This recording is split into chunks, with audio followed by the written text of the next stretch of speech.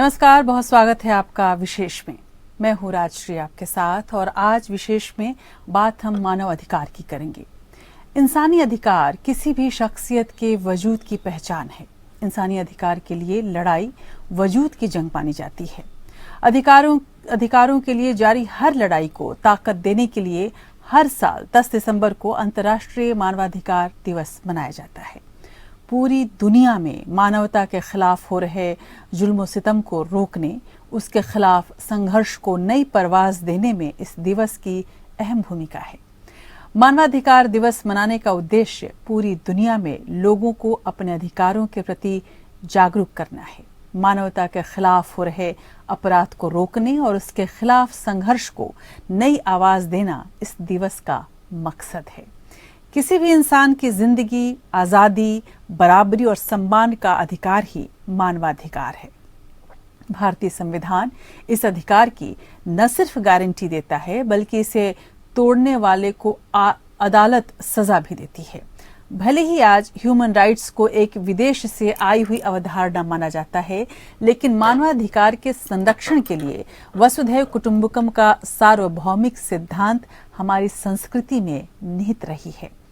17वीं 18वीं शताब्दी में कई आधुनिक आंदोलन हुए। अमेरिकी क्रांति, फ्रांसीसी क्रांति, औपनिवेशिक शासन का विरोध, महिला अधिकार आंदोलन, देशों के स्वतंत्रता संग्राम, इन सभी आंदोलनों के केंद्र में निजी स्वतंत्रता रही, मानव अधिकार रहा। जब भारत आजाद हुआ और संविधान लिखा गया और कानूनें बनाने की प्रक्रिया शुरू हुई, तब भी मौलिक अधिकारों की कसौटी पर ही सभी विचारों और नियम कानूनों को जांचा गया। आज जब भी मौलिक अधिकारों का हनन होता है तो संविधान का हवाला दिया जाता है और न्यायपालिका से गुहार लगाई जाती है। इस पूरे ताने बाने में राष्ट्रीय मानवाधिकार आयोग की क्या भूमिका रही, आज हम इस विशेष कार्यक्रम में इसी पर नजर डालेंगे और साथ ही में देश में मानवाधिकारों के हनन की गंभीरता को भी परखने की कोशिश करेंगे। हम ये भी समझने की कोशिश करेंगे कि अधिकार कुछ कानून का बेजा इस्तेमाल या मानवाधिकार छीनने के लिए तो नहीं हो रहा और मानवाधिकार की रक्षा करने में अदालतें कितनी सक्रिय और सक्षम रही हैं। मानवाधिकार की इस पूरी रिपोर्ट को हम वर्तमान और पूर्व के एनएचआरसी अध्यक्षों की टिप्पणियों और आंकड़ों के जरिए बेहद मौलिकता और प्रामाणिकता के साथ आपके सामने रखेंगे। तो पेश है ये कार्यक्रम, कितने सुरक्षित मानवाधिकार।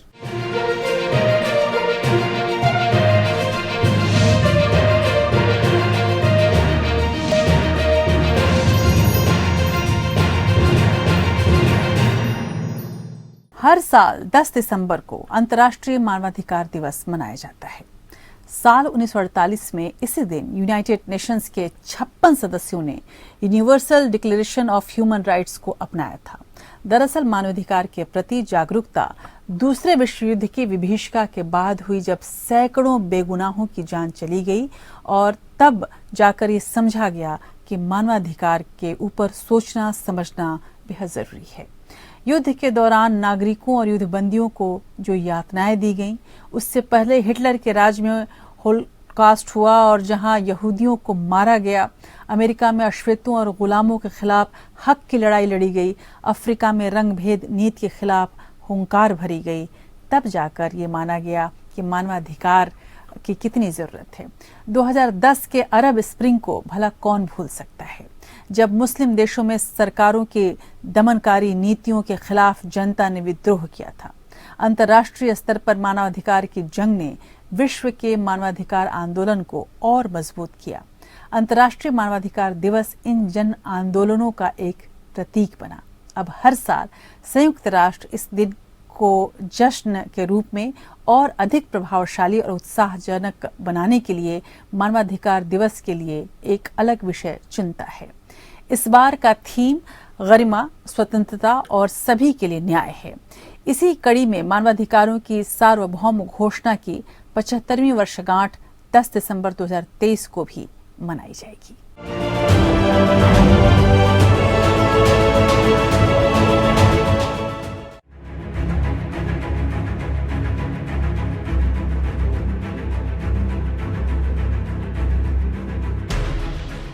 जब दूसरे विश्व युद्ध की हिंसा और नरसंहार से लोगों की आत्मा कांप गई थी, तब मानवाधिकार की बात उठी। द्वितीय विश्व युद्ध के अत्याचारों ने मानव अधिकारों के महत्व को एक अंतर्राष्ट्रीय प्राथमिकता बना दिया था।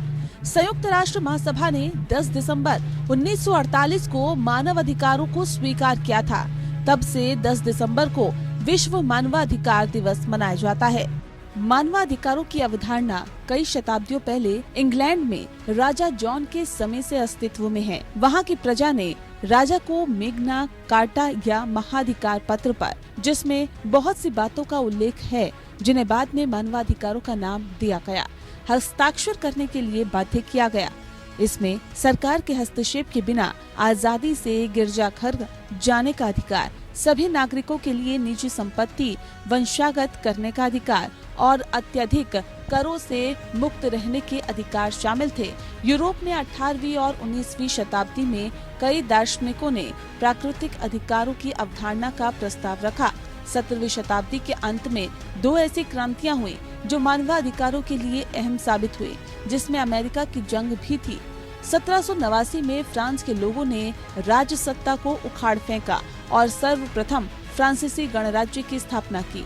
इसी क्रांति से मानव के अधिकारों की घोषणा का उद्भव हुआ। हेनरी डेविड थोरू जैसे दार्शनिकों ने अवधारणा को और बढ़ावा दिया। थोरू ही वह पहला दार्शनिक है जिसने मानवाधिकार शब्द का प्रयोग किया। 19वीं शताब्दी के अंत और 20वीं शताब्दी के मध्य तक मानवाधिकारों का सक्रियतावाद व्यापक रूप में राजनीतिक और धार्मिक समूहों और मान्यताओं से जुड़ा रहा। क्रांतिकारियों ने सरकारों की क्रूरता के खिलाफ आवाज उठाई। 2010 में अरब देशों में क्रांति हुई, जिससे अरब स्प्रिंग के नाम से जाना जाता है। मध्य पश्चिम एशिया एवं उत्तरी अफ्रीका में श्रृंखलाबद्ध विरोध प्रदर्शन एवं धरना का दौर 2010 में आरंभ हुआ। इसे अरब जागृति, अरब स्प्रिंग या अरब विद्रोह कहते हैं। वहीं चीन के टियाननमेन स्क्वायर की भी घटना अहम रही।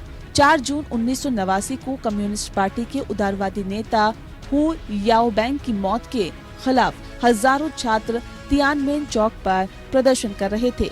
3 और 4 जून की दरमियान रात को सेना ने प्रदर्शनकारियों पर फायरिंग की। सेना ने उन पर टैंक चढ़ा दिया था। चीनी लोग कहते हैं कि उस घटना में 3000 लोग मारे गए थे। इससे मानवाधिकार उल्लंघन की बड़ी घटना मानी जाती है। इसका विरोध कैसे एक व्यक्ति ने टैंक के सामने आकर किया, ये भी अहम बात रही। अंतर्राष्ट्रीय मानवाधिकार दिवस प्रत्येक वर्ष 10 दिसंबर 1948 को संयुक्त राष्ट्र महासभा द्वारा मानवाधिकारों की सार्वभौमिक घोषणा को अपनाने की याद दिलाता है। ये दिवस सरकारों और जनता को मानवाधिकार के प्रति जागरूक भी करता है। 1950 में संयुक्त राष्ट्र ने हर वर्ष 10 दिसंबर को विश्व मानवाधिकार दिवस मनाना तय किया। अब मानवाधिकारों की सार्वभौम घोषणा की 75वीं वर्षगांठ 10 दिसंबर 2023 को मनाई जाएगी। मानवाधिकार परिषद में 47 निर्वाचित संयुक्त राष्ट्र सदस्य राज्य शामिल है, जो असमानता, दुर्व्यवहार और भेदभाव को रोकने, सबसे कमजोर लोगों की रक्षा करने और मानवाधिकारों के उल्लंघन के अपराधियों को दंडित करने के लिए सशक्त है। मानवाधिकारों को अंतर्राष्ट्रीय और राष्ट्रीय कानूनों और विश्व स्तर पर संधियों द्वारा संरक्षित और बरकरार रखा जाता है। आज मानवाधिकार की रक्षा के लिए यूएन का चार्टर एक अहम दस्तावेज है, जो कि मानवाधिकार से संबंध में दुनिया की अंतरात्मा है। Bureau report. जब विश्व में मानवाधिकार पर देश एकजुट हो रहे थे, तो भला भारत पीछे कैसे रहता। भारत ने भी साथी देशों के साथ कंधे से कंधा मिलाया और मानवाधिकार चार्टर को अनुमोदित करके सक्रिय रूप से इसमें हिस्सेदारी निभाई। ये सब कुछ 1948 में हुआ, लेकिन हैरत की बात यह है कि यूएन चार्टर के बावजूद देश में मानवाधिकारों से जुड़ी एक स्वतंत्र संस्था बनाने में 45 साल लगे और तब कहीं जाकर 1993 में राष्ट्रीय मानवाधिकार आयोग का गठन हुआ और एनएचआरसी अस्तित्व में आया।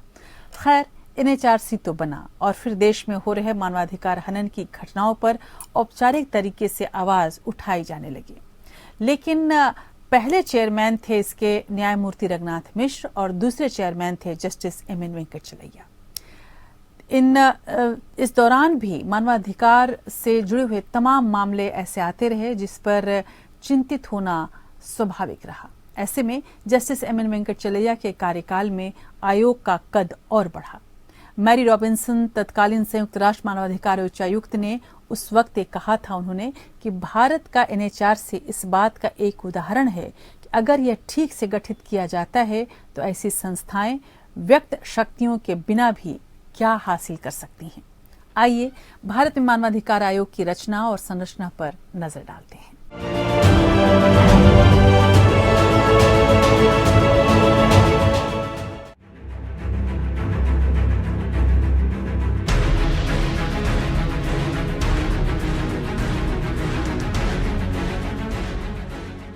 हिंसा की ये घटनाएं आज मानवाधिकार की रक्षा की जरूरत पर हमें आगाह करती हैं। दंगा और हिंसा से झुलसते समाज में नागरिकों के मानवाधिकार की सुरक्षा के लिए एक वॉच डॉग की बेहद जरूरत है। देश में राष्ट्रीय मानवाधिकार आयोग ये भूमिका निभा रही है। भारत में 28 सितंबर 1993 से मानव अधिकार कानून अमल में लाया गया था और 12 अक्टूबर 1993 को राष्ट्रीय मानव अधिकार आयोग का गठन किया गया था। लेकिन संयुक्त राष्ट्र महासभा द्वारा 10 दिसंबर 1948 को घोषणा पत्र को मान्यता दिए जाने पर 10 दिसंबर का दिन मानवाधिकार दिवस के लिए निश्चित किया गया। भारत में मानवाधिकारों की रक्षा के लिए 28 सितंबर 1993 से मानव अधिकार संरक्षण अधिनियम लागू किया गया। इस अधिनियम के तहत 12 अक्टूबर 1993 में न्यायमूर्ति रंगनाथ मिश्रा की अध्यक्षता में दिल्ली में राष्ट्रीय मानवाधिकार आयोग की स्थापना की गई। UN चार्टर के बावजूद देश में मानवाधिकारों से जुड़ी एक स्वतंत्र संस्था बनाने में 45 वर्ष लग गए और तब कहीं जाकर 1993 में NHRC अस्तित्व में आया, जो समय समय पर मानवाधिकारों के हनन के संदर्भ में केंद्र और राज्यों को अपनी अनुशंसाएं भेजता है। पिछले कई दशकों से देश भर में मॉब लिंचिंग की घटनाएं, धार्मिक उन्माद और हिंसा और हेट स्पीच की घटनाओं ने मानवाधिकारों की धज्जियां उड़ाई। ऐसे में देश में जिस तरह का माहौल आए दिन देखने को मिलता है, उससे मानवाधिकार आयोग और मानवाधिकार की रक्षा की महत्ता बढ़ जाती है। कई मसले में मानवाधिकार उल्लंघन पर NHRC अपने कर्तव्यों का बखूबी पालन करता है, लेकिन अन्य कई मामलों पर अपनी अनुशंसाएं देने में खुद को लाचार पा रहा है। तो क्या इसे एक निष्प्रभावी संस्था मान लिया जाए? क्या इसे ज्यादा शक्ति की जरूरत है? आज जरूरत है एक शक्तिशाली और जागरूक राष्ट्रीय मानवाधिकार आयोग की, जो हर स्थिति में नागरिकों के हक की रक्षा करे। ऐसे में आयोग को और शक्ति देकर सक्रिय बनाने से रक्षा कवच और मजबूत होगा और लोग सम्मान और सुरक्षा से जी पाएंगे। Bureau report.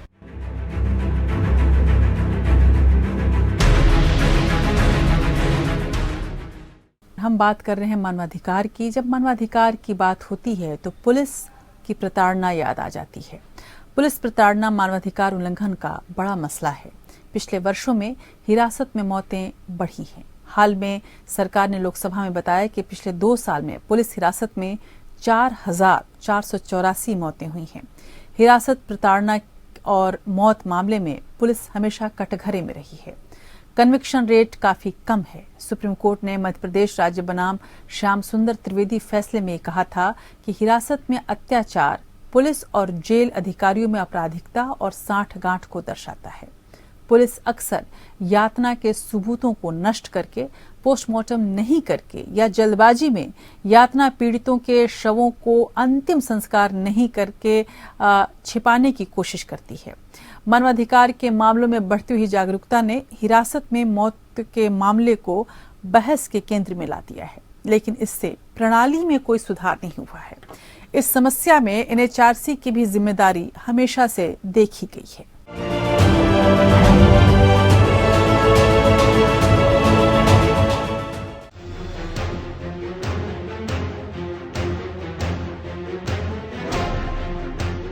भले ही भारतीय संविधान में अनुच्छेद 22 गिरफ्तारी और नजरबंदी की परिस्थिति में नागरिकों के लिए कुछ अधिकार सुनिश्चित करता है, लेकिन हिरासत से लेकर हर स्तर पर मानवाधिकार का हनन हो रहा है। पुलिस प्रताड़ना मानवाधिकार उल्लंघन का बड़ा मसला है। पिछले वर्षों में हिरासत में मौत मामले बढ़े हैं। सरकार ने लोकसभा में बताया कि पिछले 2 साल में पुलिस हिरासत में 4,484 मौतें हुई हैं। वैसे हिरासत में मौतों पर राष्ट्रीय मानवाधिकार आयोग के चेयरमैन की अपनी दलील है, जस्टिस अरुण मिश्रा ने कहा कि 86% लॉकअप मौतें नैसर्गिक या नेचुरल होती हैं। जो आपने बताया कि पुलिस लॉकअप में 4,484 डेथ हुई, वस्तुतः इसको हमें 2 भागों में बांटना होगा। कुछ ऐसी मृत्यु हैं इसमें जो कि जेल में हुई, उसको पुलिस लॉकअप में, पुलिस स्टेशन में, जो पुलिस कस्टडी में जो डेथ होती है पुलिस स्टेशन के भीतर, उसको, तथा जो जेल में मृत्यु होती है कैदियों की, उसको 2 भागों में विभक्त करना होगा। राष्ट्रीय अपराध रिकॉर्ड ब्यूरो की 2021 की रिपोर्ट के अनुसार गुजरात ने लगातार दूसरे वर्ष पूरे भारत में सभी राज्यों और केंद्र शासित प्रदेशों में हिरासत में मौतों की सबसे अधिक संख्या दर्ज की है। एक साल में गुजरात में पुलिस हिरासत में मौतों के आंकड़े ने 53% की वृद्धि दर्ज की है। 2020 से 22 के बीच उत्तर प्रदेश में सबसे ज्यादा 1352 लोगों की हिरासत में मौत हुई है। इसमें दूसरे नंबर पर पश्चिम बंगाल, तीसरे पर बिहार और चौथे पर मध्य प्रदेश का नाम है। सुप्रीम कोर्ट ने मध्य प्रदेश राज्य बनाम श्याम सुंदर त्रिवेदी फैसले में कहा था कि हिरासत में अत्याचार पुलिस और जेल अधिकारियों में आपराधिकता और सांठगांठ को दर्शाता है। सुप्रीम कोर्ट मामले की गंभीरता को देखते हुए कहा था कि हिरासत में हिंसा के कारण मौतें घृणित हैं और सभ्य समाज में स्वीकार्य नहीं है। आरोपी द्वारा किया गया अपराध केवल मृतक के खिलाफ नहीं बल्कि मानवता के खिलाफ अपराध है और संविधान के अनुच्छेद 21 के तहत गारंटीकृत अधिकारों का स्पष्ट उल्लंघन है। लॉ कमीशन ने वर्ष 1984 और फिर 1994 में सरकार को सुझाव दिया था कि अगर पुलिस हिरासत में किसी की मौत होती है तो सीधे तौर पर पुलिस को जिम्मेदार माना जाए, पर इस सुझाव को आज तक सरकार ने स्वीकार नहीं किया है। दरअसल हिरासत में यातना पर कोई केंद्रीय कानून नहीं है। सुप्रीम कोर्ट 2 दशकों से अधिक समय से इस मुद्दे को हल करने के लिए दिशा निर्देश जारी करता रहा है। इस कस्टोडियल डेथ मामले में डीके बसु के दिशा निर्देश भला किसे पता नहीं, हर थाने की दीवारों पर ये चस्पा रहता है। दुर्भाग्य से हिरासत यातना पर कानून पारित करने के सरकारें संसद में सफल नहीं रही हैं। यातना निवारण विधेयक 2010 की यातना की परिभाषा में अंतर्राष्ट्रीय मानकों को पूरा करने में विफल रहा है। वैसे इसमें शिकायतों की जांच के लिए एक स्वतंत्र प्राधिकरण का भी प्रावधान नहीं किया था। हिरासत, प्रताड़ना और मौत मामले में पुलिस भी कटघरे में है। कन्विक्शन रेट काफी कम है। गौर करने वाली बात यह है कि हिरासत में मरने और प्रताड़ित होने वाले ज्यादातर पीड़ित गरीब और हाशिए के वर्गों से हैं। इन हालातों में पुलिस समेत पूरी व्यवस्था पर सवाल उठना लाजमी है। Bureau report, APN news.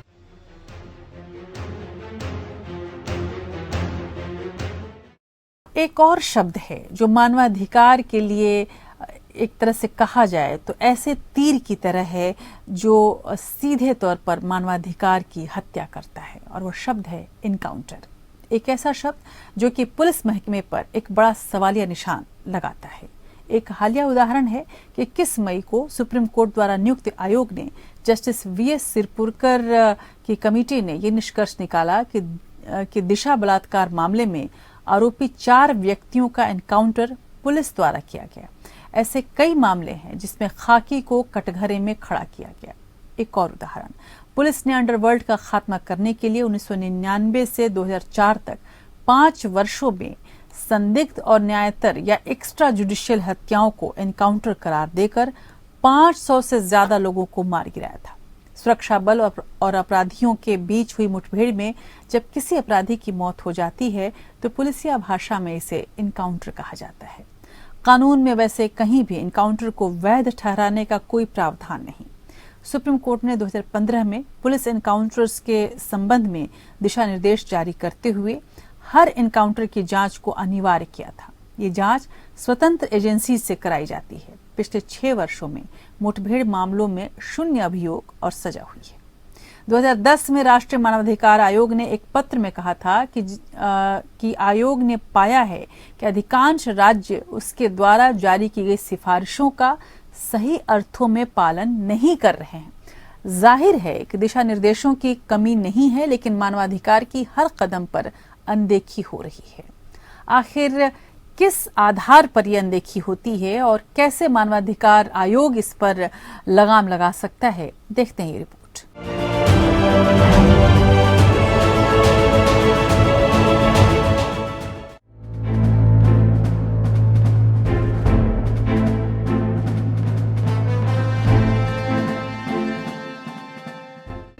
वीभत्स चेहरा है मुठभेड़, खास तौर पर जब ये दुर्भावना से प्रेरित हो।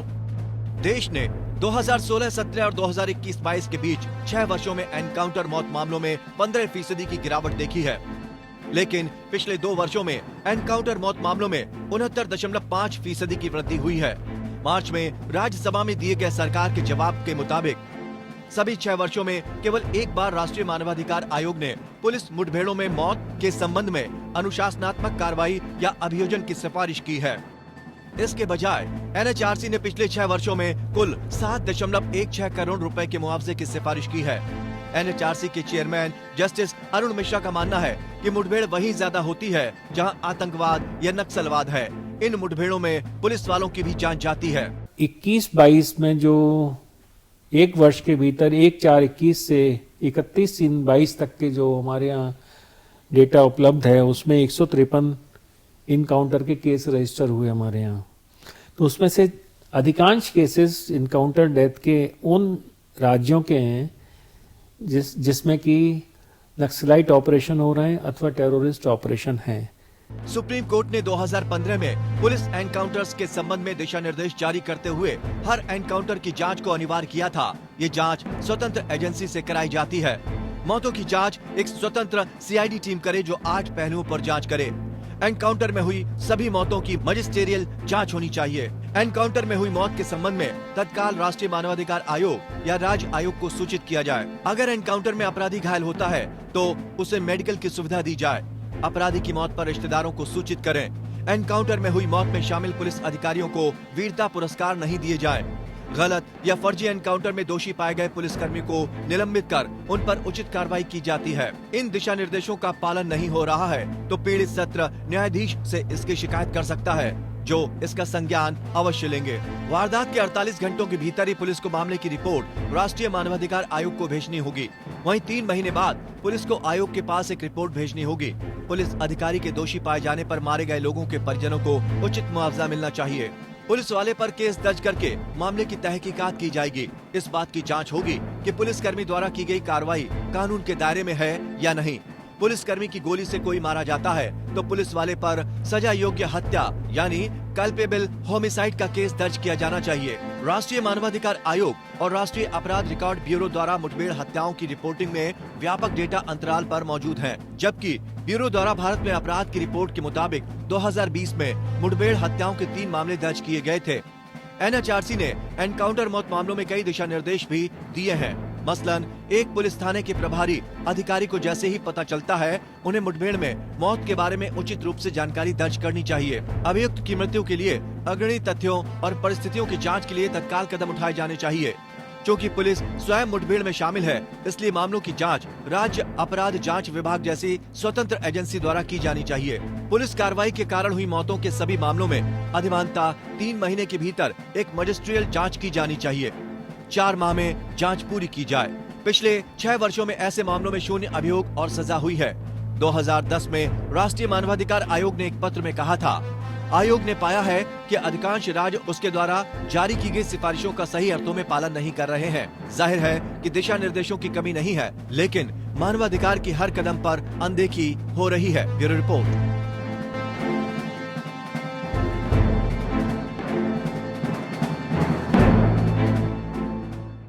अंडर ट्रायल या विचाराधीन कैदियों की स्थिति भी मानवाधिकार हनन का एक गंभीर रूप है।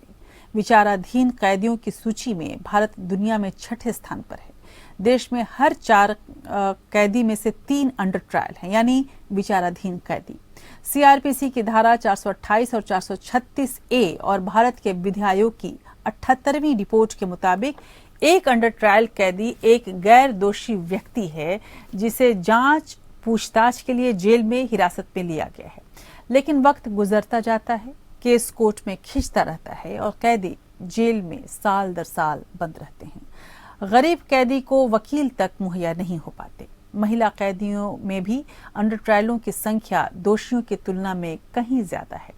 2017 में भारतीय विधि आयोग ने सिफारिश की थी कि 7 वर्ष तक अधिकतम कारावास वाले अपराधों के मामले में 1/3 कारावास की अवधि गुजार चुके विचाराधीन कैदियों को जमानत पर रिहा किया जा सकता है।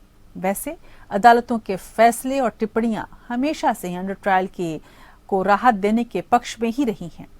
वकील प्रसाद सिंह बनाम बिहार राज्य केस में कोर्ट ने यह कहा था कि आरोपी के पास संविधान के अनुच्छेद 21 और सीआरपीसी की धारा 173 के तहत त्वरित जांच और ट्रायल का अधिकार है।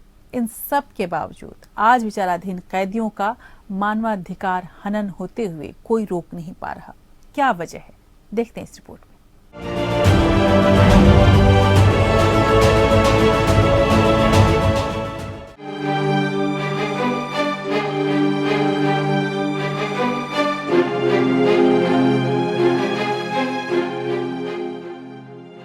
माना जाता है कि जेलें सजायाफ्ता कैदियों के लिए होती हैं, ना कि विचाराधीन बंदियों के लिए। लेकिन देश में हालात कुछ जुदा हैं। यहाँ करीब 75% कैदी विचाराधीन हैं।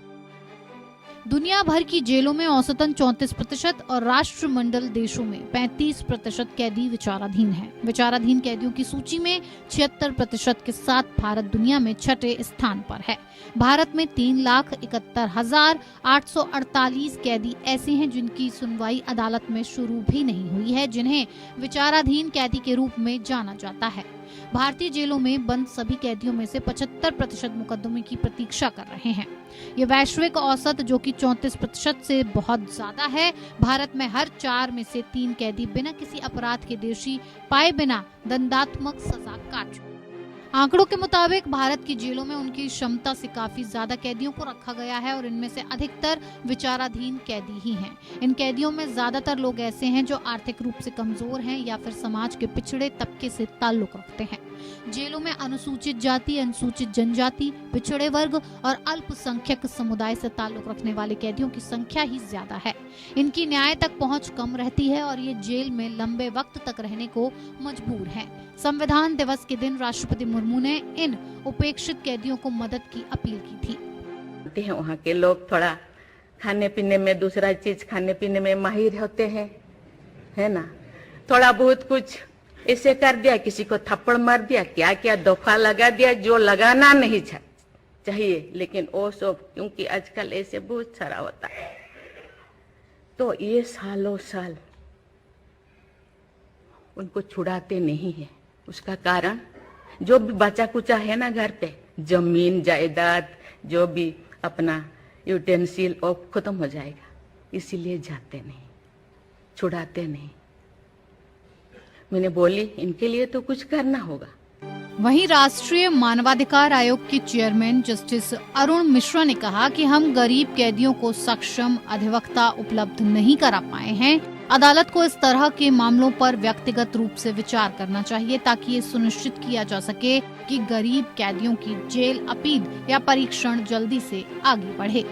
हमारे देश में ये बात सही है कि कैदी अंडर ट्रायल की संख्या बढ़ी है पिछले कुछ सालों में, और ये संख्या जो बढ़ी है इसके कारण ये है कि जनसंख्या भी बढ़ी है, अपराध भी बढ़े हैं, नए तरह के अपराध बढ़े हैं, साइबर क्राइम्स बढ़े हैं, तो बैंक फ्रॉड्स बढ़े हैं।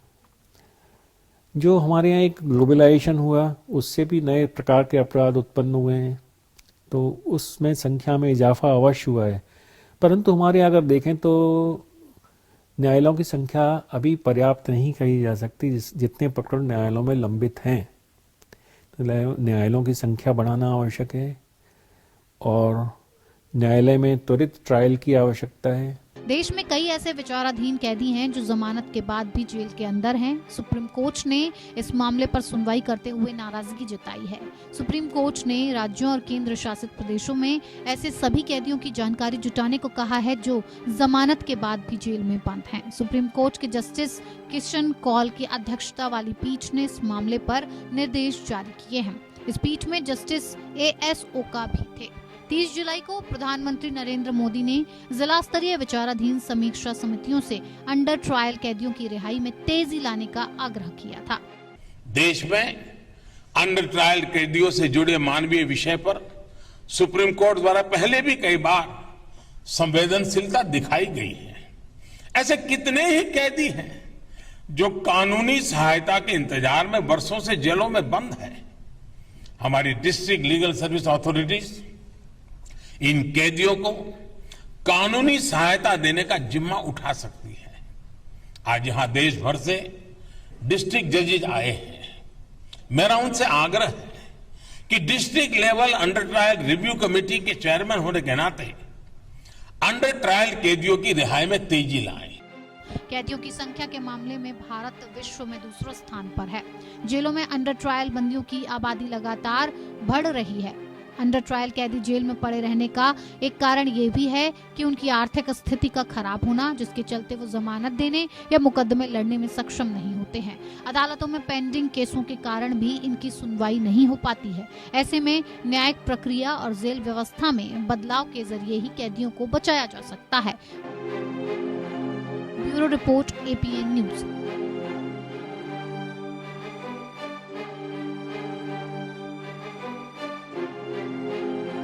आज भी देश में कई कानून हैं जो बने तो हैं राष्ट्रीय सुरक्षा के लिए, लेकिन जिनके बेजा इस्तेमाल से इमरजेंसी के दौर की याद आ जाती है। इन कानून में वे खास कानून हैं जो राष्ट्रीय सुरक्षा के नाम के लिए बने हुए हैं, जैसे गैर कानूनी गतिविधियां रोकथाम कानून या अधिनियम, UAPA, नेशनल सिक्योरिटी एक्ट यानी कि रासुका या NSA, राष्ट्रीय सुरक्षा कानून NSA तो 23 सितंबर 1980 को इंदिरा गांधी की सरकार के कार्यकाल में अस्तित्व में आया और अब तक लागू है। इसके अलावा PMLA या मनी लॉन्ड्रिंग और NDPS एक्ट के कुछ प्रावधान भी ऐसे हैं जिनका गलत इस्तेमाल होने से कोई रोक नहीं पाता और जिससे आरोपी के हक का हनन होता है। आइए जानते हैं कि इन कानूनों के बारे में तफसील से और कैसे इनका गलत इस्तेमाल हो रहा है, ये आपके सामने इस रिपोर्ट में।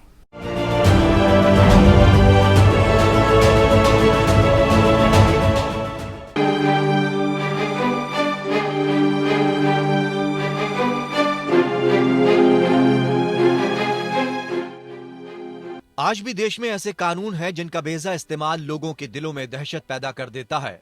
इनमें से एक कानून है गैर कानूनी गतिविधियां रोकथाम अधिनियम या UAPA। भारतीय संसद ने 1967 में गैर कानूनी UAPA को बनाया था।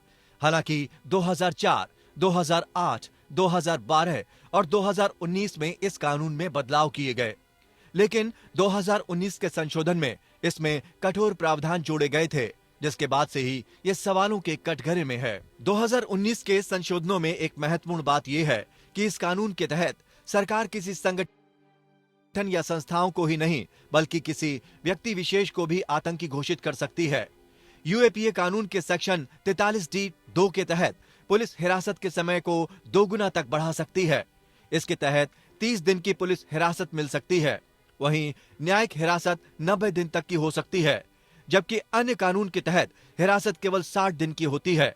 इतना ही नहीं, UAPA कानून के तहत केस दर्ज होने पर अग्रिम जमानत नहीं मिलती है। UAPA कानून के तहत दर्ज कई मामलों में संदिग्ध अभियुक्तों की गिरफ्तारी के वक्त सरकार पर भेदभाव के आरोप भी लगे हैं। आतंकवाद विरोधी कानून के तहत की गई गिरफ्तारियों की संख्या 2019 में 1948 से 32% घटकर 1321 हो गई। हालांकि दोष सिद्धि की संख्या 34 से बढ़कर 80 हो गई, यानी कि 135% बढ़ी। दूसरा कानून जिसके इस्तेमाल पर मानवाधिकार हनन के आरोप लगते रहे हैं वो है नेशनल सिक्योरिटी एक्ट यानी कि रासुका या NSA। रासुका एक ऐसा कानून है जिसमें यह प्रावधान किया गया है कि अगर सरकार को लगता है कि कोई व्यक्ति देश के लिए खतरा है तो उसे गिरफ्तार किया जा सकता है। संक्षेप में कहा जाए तो ये एक्ट किसी भी संदिग्ध व्यक्ति को गिरफ्तार करने का अधिकार देता है। 1980 में देश की सुरक्षा के लिहाज से सरकार को ज्यादा शक्ति देने के उद्देश्य से बनाया गया था। रासुका के तहत किसी संदिग्ध व्यक्ति को बिना किसी आरोप के 12 महीने तक जेल में रखा जा सकता है।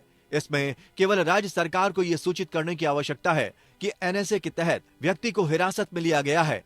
हिरासत में लिए गए व्यक्ति को उनके खिलाफ आरोप तय किए बिना 10 दिनों के लिए रखा जा सकता है। राष्ट्रीय सुरक्षा कानून NSA 23 सितंबर 1980 को इंदिरा गांधी की सरकार के कार्यकाल में अस्तित्व में आया था और अब तक लागू है। इसके साथ NDPS और PMLA के कई प्रावधानों का भी गलत इस्तेमाल होता रहा है, जिससे आरोपी को लंबे समय तक जेल में रहना पड़ता है। मानवाधिकार नजरिए से इन कानूनों में या तो बदलाव हो या फिर इनके इस्तेमाल में बेहद सावधानी बरती जाए। Bureau report. मानवाधिकार के संरक्षण की जिम्मेदारी अंततः सर्वोच्च न्यायालय के पास है। सुप्रीम कोर्ट संविधान का रक्षक है और संविधान में मिले मौलिक अधिकारों का हनन जब जब होता है, अदालत नागरिकों के हकों को संरक्षित करता है। आजादी के बाद से तमाम ऐसे फैसले आए जिनसे नागरिक की मान मर्यादा और हकों की रक्षा की गई। फिर ये केशवानंद भारती केस हो या फिर शाहबानो बेगम केस या भोपाल गैस त्रासदी जुड़ा MC मेहता बनाम भारत संघ केस, सभी में अदालत ने संविधान और नागरिकों के प्रति अपना कर्तव्य पूरा किया।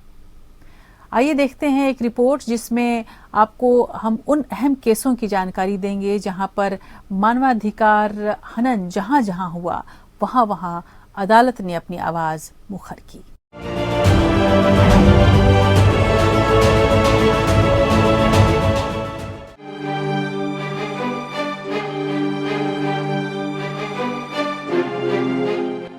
राष्ट्रीय मानवाधिकार आयोग के अलावा मानवाधिकार के संरक्षण की जिम्मेदारी सर्वोच्च न्यायालय के पास है।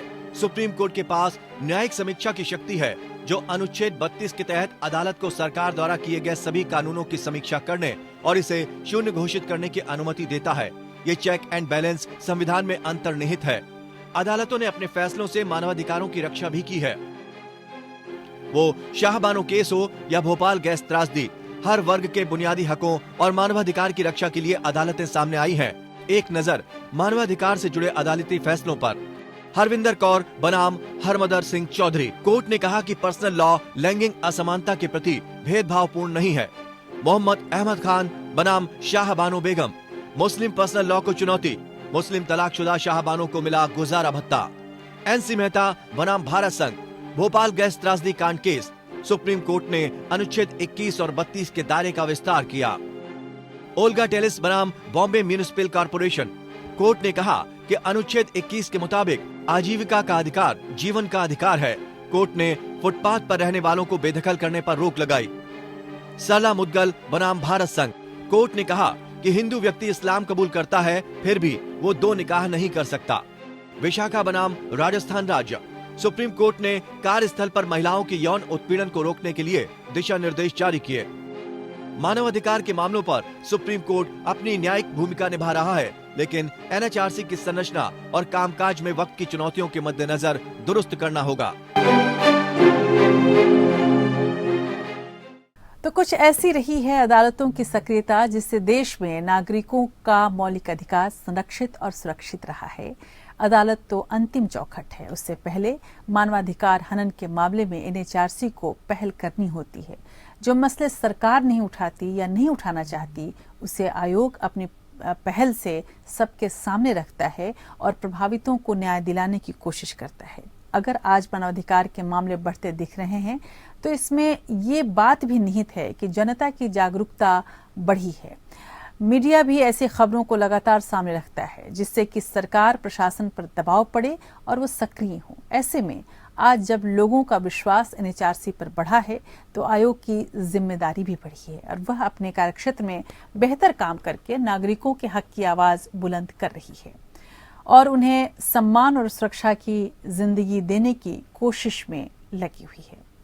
हम ये उम्मीद कर सकते हैं कि एक सभ्य समाज में मानवाधिकार हनन जैसे तमाम अपराध खत्म हो जाएंगे और हम एक ऐसे समाज की ओर धीरे धीरे बढ़ेंगे जहां मानव के प्रति मानव का सम्मान, मानव के प्रति मानव के अधिकार को सर्वथा सुरक्षित रखा जाएगा। इसी उम्मीद में आज बस इतना ही। नमस्कार।